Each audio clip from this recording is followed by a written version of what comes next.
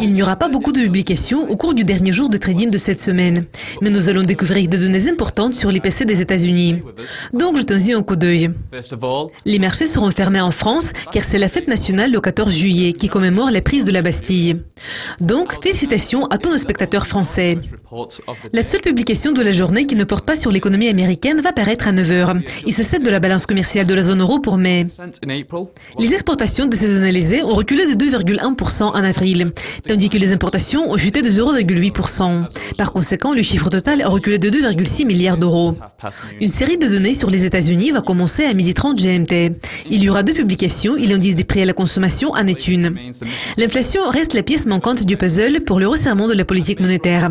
Le mois de mai a montré une contraction mensuelle, mais les analystes prévoient une hausse dans cette publication. Le rapport sur les ventes au détail est la deuxième publication qui va paraître à la même heure.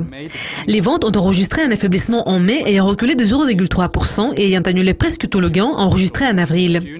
Les productions industrielles des États-Unis pour juin va paraître à 13h15.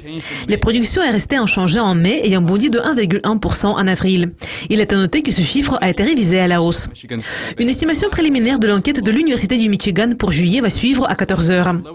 En juin, le sentiment des consommateurs a atteint son plus bas depuis les victoires de Donald Trump aux élections, car l'écart entre les partisans démocrates et ceux républicains a été de 39 points. Les stocks des entreprises des États-Unis pour mai seront disponibles à la même heure.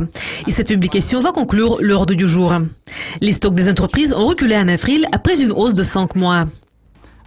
Je m'appelle Kayas Khalil. Cela conclut le calendrier économique pour vendredi. Ne manquez pas notre prochain calendrier pour lundi. Au revoir.